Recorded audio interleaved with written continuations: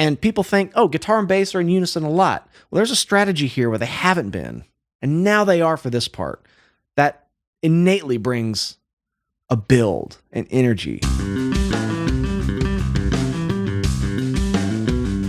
What's up, guys? Welcome back to Low End University. Calm Like a Bomb is from Rage Against the Machine's third studio album, The Battle of Los Angeles, released in 1999. And it was actually named the best album of 1999 from both Time Magazine and Rolling Stone Magazine. And in the coming months, I'm making it a point to go back and check out bands where I know about 5 of their hits and nothing else. There are just so many bands like that for me. Rage Against the Machine is one of them, believe it or not. A lot of rock and metal bands are kind of like that.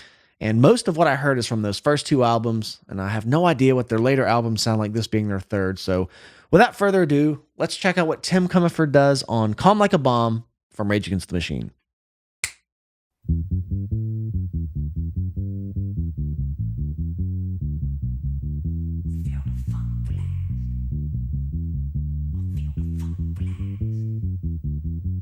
Feel the funk blast!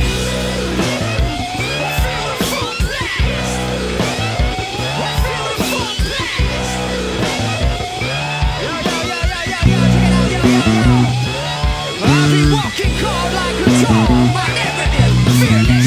One more would touch the world like blowing home from Paris. Like steel from the furnace, I was born landless. This is the native song, born on some wetland scars. Struggle the cities and the cities remain. Same bodies, very hungry, but with different last names.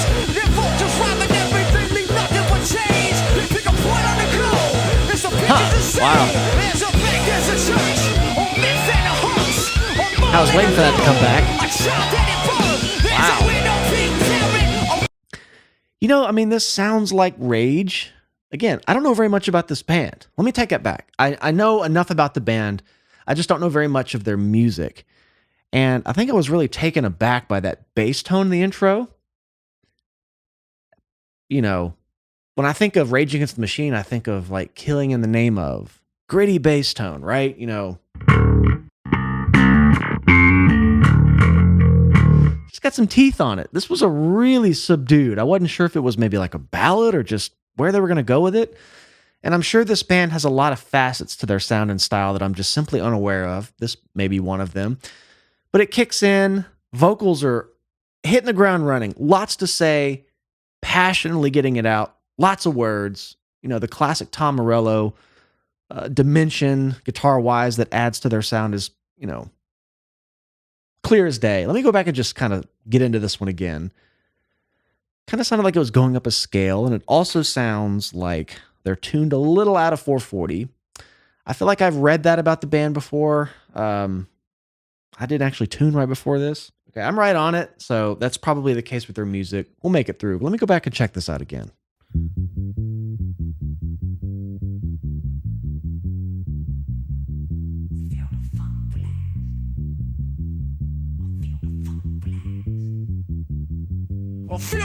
Huh.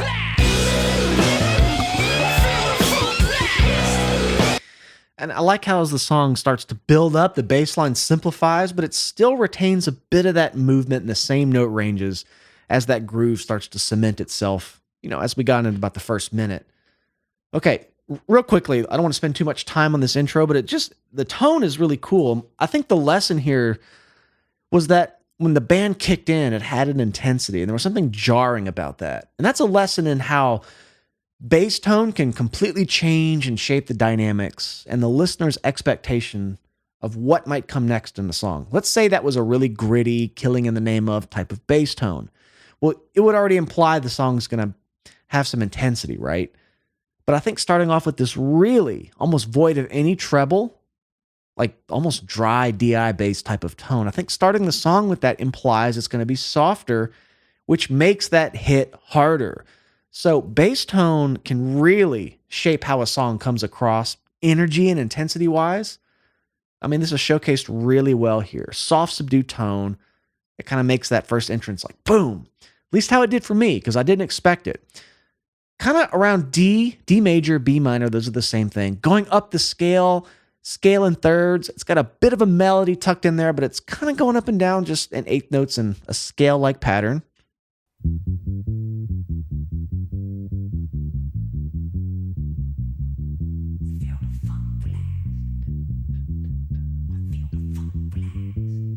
Interesting. Well, feel the Okay, just sort of like a... And then going back up and then going down one note further, then going back up one note less, then going down one note further. So... And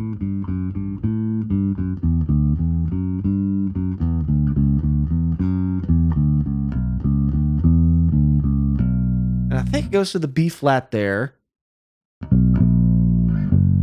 which is that major 5 sound. Back to B minor, so...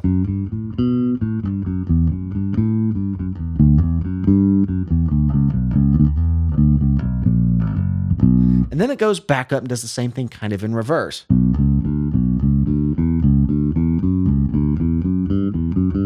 know, just scale in thirds, right? That type of thing. Sorry, I had to make a cough break there, battling a bit of a sinus infection, but the show must go on. Let's hear it one more time and let it unfold into the rest of the song. Here we go.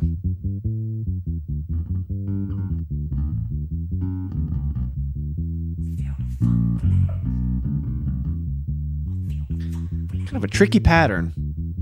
well, feel the funk blast. See how big that is when it comes in? It just, the bass tone throws you off. I think that's a very intentional dynamic thing. I like it.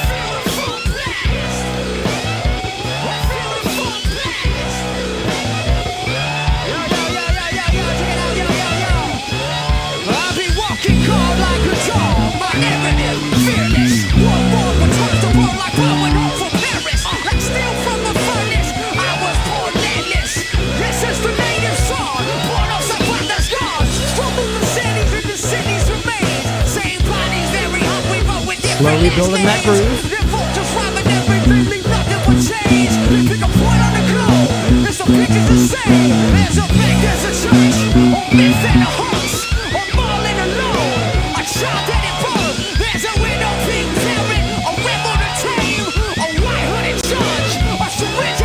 You know, this guitar thing here on the right channel, Tom Morello, I've never really known how much of that Rage Against the Machine sound is really coming from his guitar. I know it's a big part of their sound, but I've never really looked at like tabs for their music and maybe seen how many layers, or if it's just one, or if there's other electronic elements within the band. I don't believe that to be the case. So I'm really learning about this band still, but I like how it's this oscillating whammy pitch thing, just really low to really high, just going up and down. And I love how the bass line is almost following its direction, but not quite. And sometimes they get off. It's kind of like when you put your car blinker on and you're seeing how it's timed with the blinker in front of you at the same red light. It's like they line up for a second, then they kind of don't. So the bass line and it's kind of just, they pass by every now and then. I like how they're just oscillating. It's a very trippy sort of listen, which sets up a really unique stage for, you know, the politically tinged lyrics. I can kind of hear going by. I'm not super tuned in on what he's saying. It's a lot of words. He's got a lot to say. But I hear the bass line slowly starting to be added to. Bit more notes, bit more movement. It's like the intro started out and just dished out everything you might hear in the song, and now the bass line is just slowly going back down and going back up to where it was, slowly adding in notes. It's still holding strong in this groove.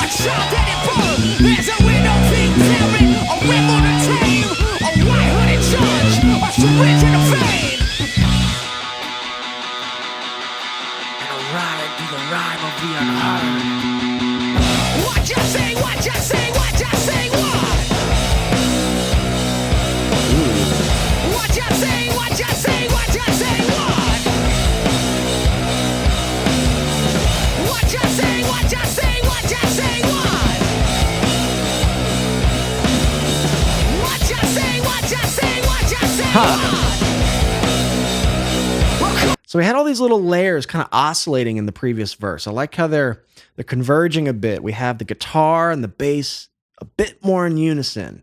And just the fact of taking two independent parts, putting them in unison really for the first time ever, 90 seconds into a song, there's an energy behind unifying. And people think, oh, guitar and bass are in unison a lot. Well, there's a strategy here where they haven't been. And now they are for this part. That innately brings a build and energy. And I love all this space that's created with the muted notes. And just plugging in very strategically a few notes. And I like how that phrase is really playing with the upbeats. It's going over the bar line. So instead of one bar of maybe 4/4, you kind of think of it like a bar of 8/4, which is kind of a redundant thing to say with time signatures, but it suggests that the phrase is longer than one bar. That's sometimes the reason time signatures like that are used. Not saying they're calling this 8/4, but those big phrases that hang over the bar line a bit, I would call it that.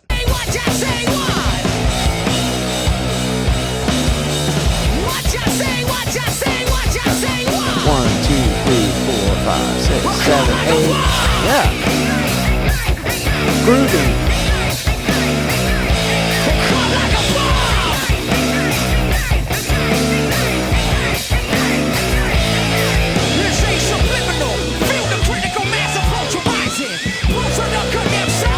Now they've gone back to being more, I use the term counterpoint very loosely. I'm just going to say two independent parts spreading back out. And I like how this bass riff that was introduced earlier on,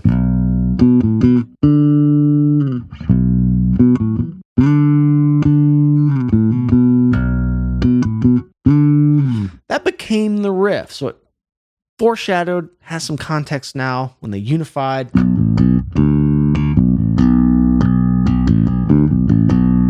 Cool, just building. I like how it's just like 3 notes.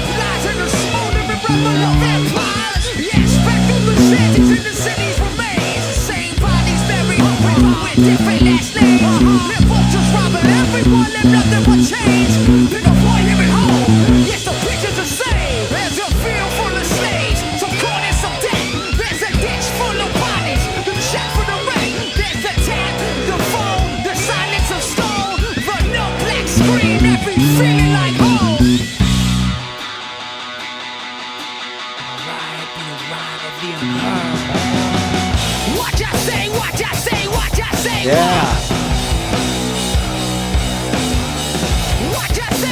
Okay, I think this happened in the last time this section was repeating a bit earlier. I love how they save actual fretted notes.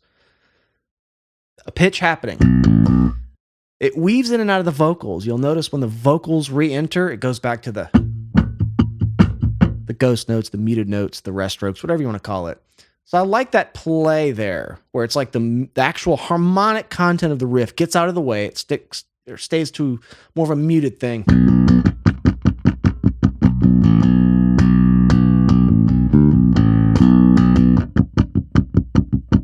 While the vocals happen. I like that kind of trading of the energy. Who's really leading there? Dig that. Right here.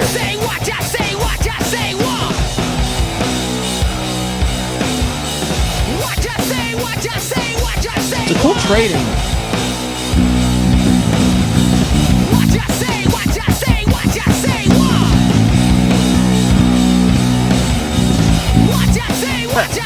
Tricky riff.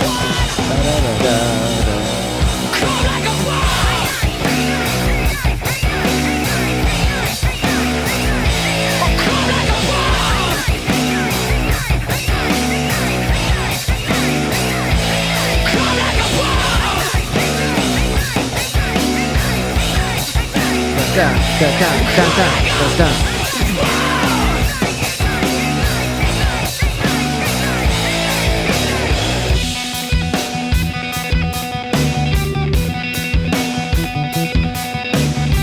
Okay. It's been a while since they've introduced new notes, and I was about to comment on the simplicity of taking this. I mean, this has literally been 3 notes. Aside that bass intro and aside whatever section they're entering now, this has been 3 notes, D, B, and A. And it just goes to show you how many different rhythms and grooves they've spawned from those 3 notes. Because we had the bass intro previously. And then they joined up, that unison riff.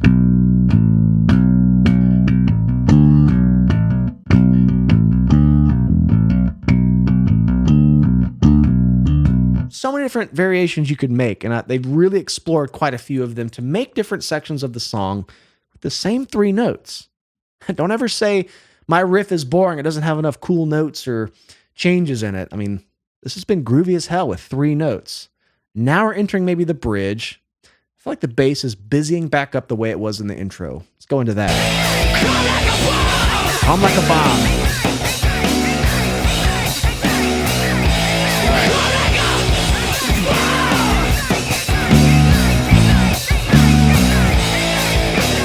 3 notes.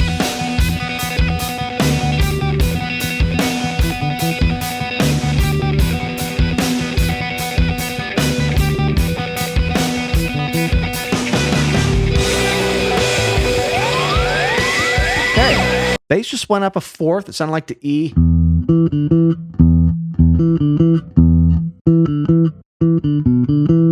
Now we're back into B, fourth down. Okay.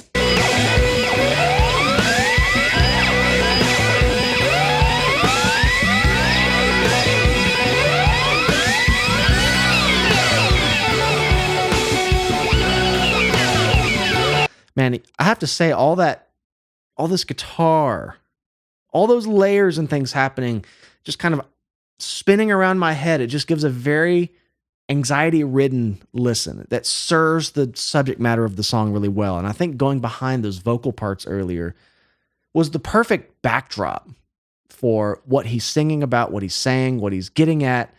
Calm like a bomb. Again, a lot of lyrics happening. I get a slight gist of it. I know it's a politically tinged band, but those layers add such a dimension to make that messaging really come across, and you're not just hearing words, you're kind of feeling the intent. I really like that soundscape happening there. Of course, it's an instrumental now.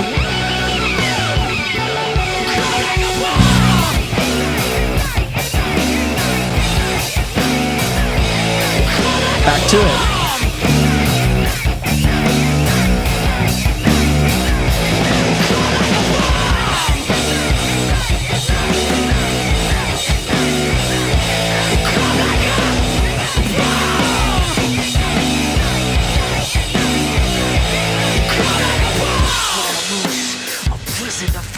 There's a country soul that reads post no barrels. There's a strike in the line of cops outside of the mail.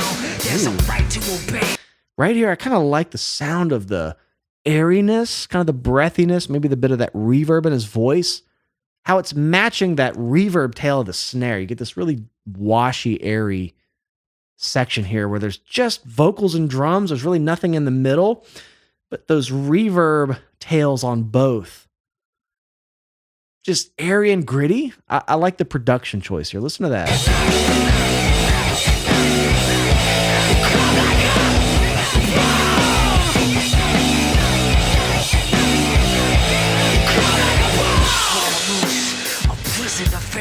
There's a country soul that reads post no barrels. Interesting. Striking a line of cops outside of the mail. There's a right to obey and a right to kill. There's a mass without roofs. There's a prison to fill.